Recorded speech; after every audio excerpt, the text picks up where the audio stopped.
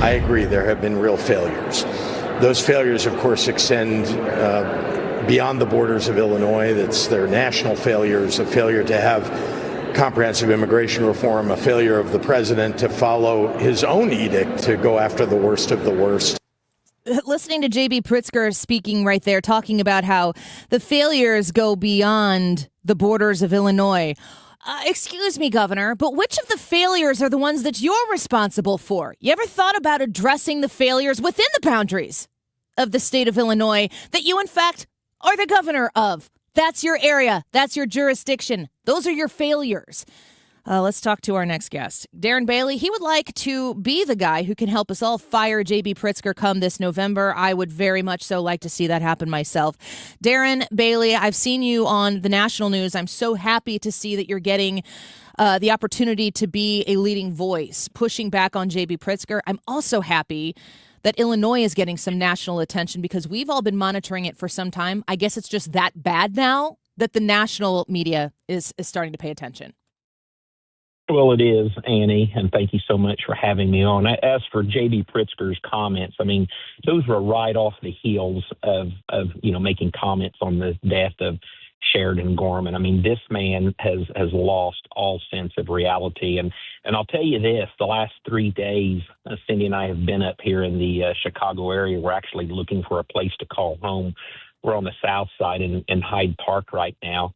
And walking in the streets, going into the restaurants, even searching apartment buildings and stuff, people, I mean, it is so encouraging. It's much more encouraging even than it was 4 years ago when I really thought we, had a chance of this. And I think we would have had a chance had more people showed up and vote. But people are coming up to us and just offering encouragement. I mean, they're tired. They're beaten down. They know what the problems are. And I can't wait over these next 8 months to just begin to resonate with the people and reintroduce myself to the people up here and to the other high populated areas across Illinois. I'm telling you, it really feels like we've got a head start on this. Well, the hole that Governor Pritzker and a supermajority of Democrats in the General Assembly have dug this state into. Normally, I feel like we're talking about, obviously, the fiscal disaster that is the state of Illinois and how Democrats, they don't even have to check with Republicans. There's not a single Republican in government that has to be consulted before the Democrats do what they do to the state. But in Chicago, and throughout the state, because of things like the Safety Act and the way that the Democrats have prioritized not Illinois taxpayers, not Illinois citizens, but the open invitation for if you're an illegal immigrant, you get to come to the state of Illinois. We'll protect you. How bad has it gotten in the city of Chicago and Cook County for those residents? Are they understanding that the policies have created the problem? So they are. I mean, 4 years ago, that's when Cindy and I began to explore the possibility of running and knowing that Illinois needed a proven leader, someone who's been through the fire.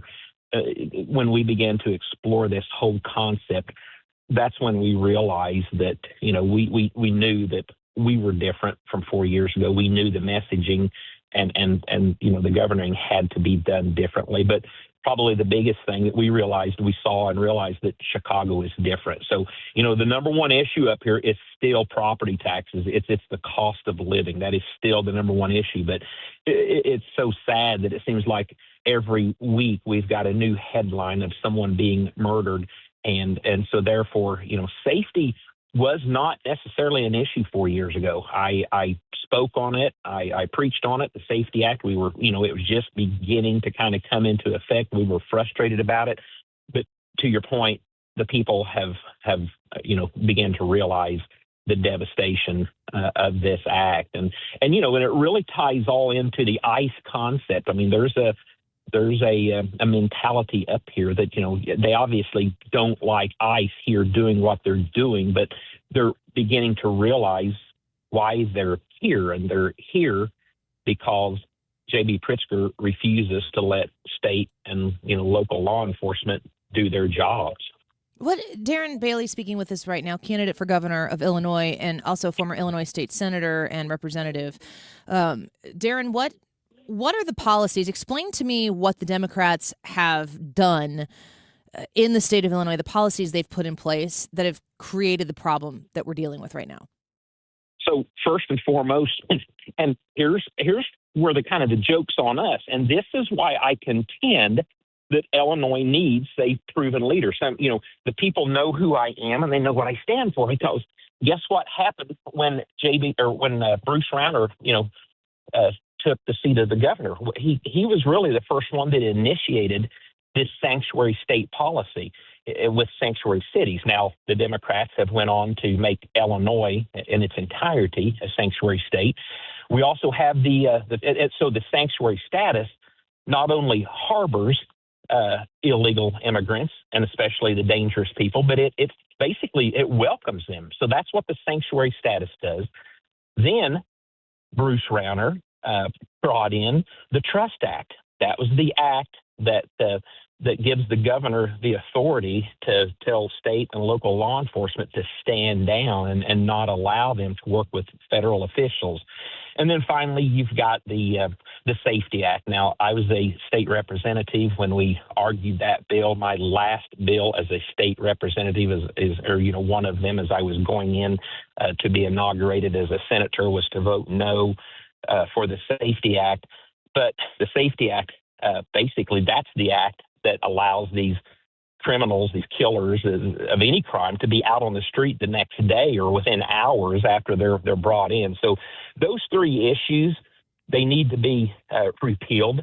And a governor has the ability and the authority through executive order, through control of the purse strings, to begin to deal with those. We can have an immediate impact on those, and I will be doing that. Literally, I plan on the first day of dealing with those. But those are the three issues that are most creating lawlessness and disorder in the state of Illinois. And as I said, unfortunately, two of those were brought in by a so-called Republican governor, but yet were expanded on over the years. So that's why I've been saying these last several months how important it is that we understand and thoroughly know who it is that we elected to this position of the gubernatorial, the Republican nominee. Yeah, 100% agreeable on knowing those things that you can do with the power of the governor's office, with your executive action, because you're not going to.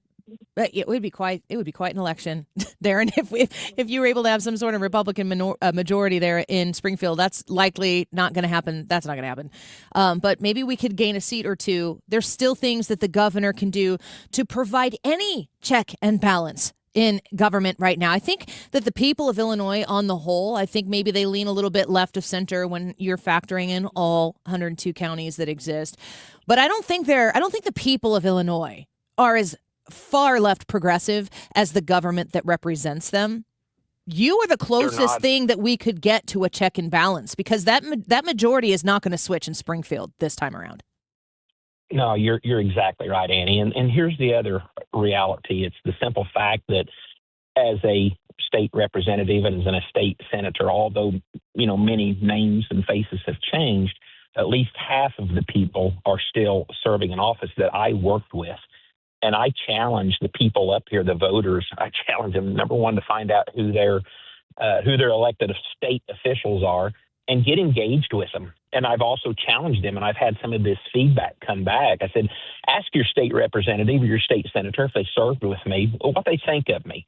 And it's just pretty well to a T. They'll admit that I don't agree with Darren, but I respect him because he respected us. So we send shockwaves across this state when we win in November, and they will be at the table, and we will begin the work of getting this straightened out. Illinois just simply needs leadership, not just in our party, but as the state as a whole, common sense leadership. And that's what I think I can bring to the table. And I'm telling you, being up here the last several days, it's amazing. Just people from all walks of life. They recognize me, Cindy and I and others. We're walking up down the streets. We're going, and it is amazing. And I sense that people, they're ready for change. So these next 8 months, I'll get to know these people. We will be everywhere. My messaging. Hey, let's face it. Serving as a state rep and a senator and being brought up in Southeast Illinois, we have a certain set of values that we adhere to, and that was my focus. Those values don't change within me, but what we fight for Illinois, safety, affordability, and education, that becomes the priority, and that's what I will be sticking with, because at the end of the day, when we sit down at the table and we hash those out, we figure those out, we come up with solutions, and that's going to take some time, because the reality is, yes, we will still be in the minority, if not the super minority, and that's what it's going to take to earn the respect from each other and learn from each other. And that's never been done before. I've heard stories of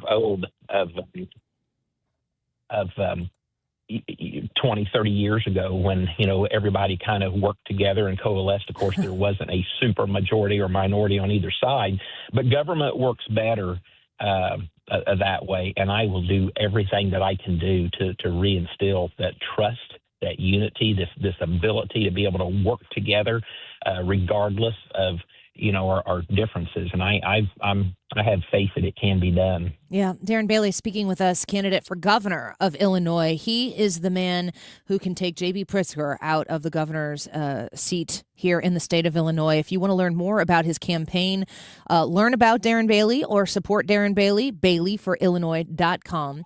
I do want to, you mentioned property tax being the lead issue in Cook County and the Chicagoland area. Certainly not certainly is the same kind of an issue downstate, across the state, top to bottom, 102 counties. Property tax problems. What can you do as governor? Is there executive action that you can take? Do you have a plan in place that could provide somebody who says, fine, I'll vote for the Republican this time. The other guy, he's killing the state. Is there something you can do for people with that executive action to alleviate some of the property tax pain? Absolutely. So, Annie, the real solution to many of our problems exists within this $55 billion budget that we have.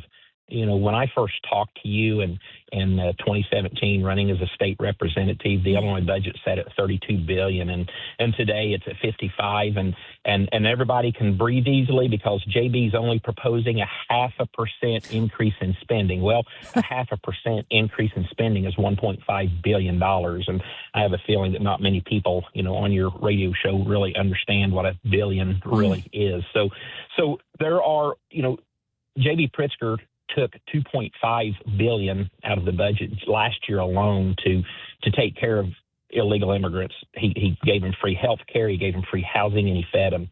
So that's just one.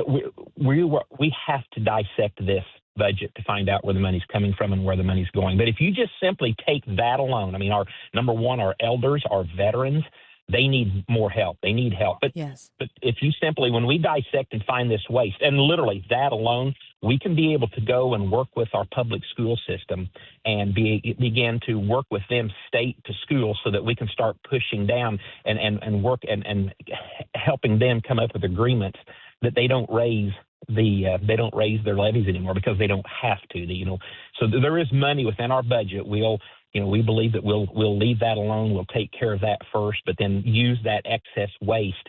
And I said it 4 years ago. I believe that excess waste to be in excess of $10 billion and just making some cut out of some of the nonsense. Because let's face it, for the last 7 years that JB's been governor, every time there's an issue, he just throws money at it. Schools, here's more money. Mental health, here's more money.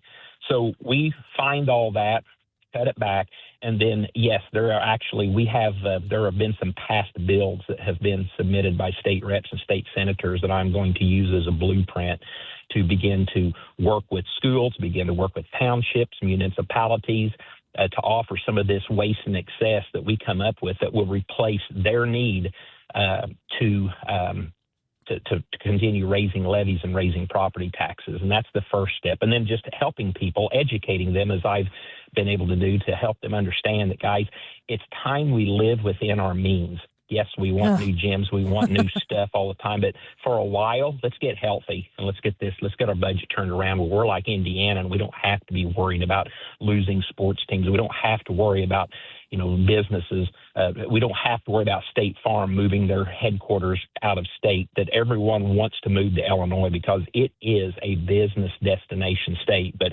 unfortunately, nobody can afford to be here. Yeah. Darren Bailey speaking with us right now, candidate for governor of Illinois, the Republican looking to defeat JB Pritzker in November. BaileyforIllinois.com is where you can learn about him. And I ask you to support him. He is our hope for a better tomorrow here in the state of Illinois. I keep saying vote like your life depends on it because it does. Before we let you go, I want to give you the opportunity to talk about the idea of fraud. That is something that is it's of huge interest to me, to our listeners, because we're watching what's being uncovered in Minnesota. We're seeing what's being exposed in California. And I feel like we probably could lead the league in fraud in this state.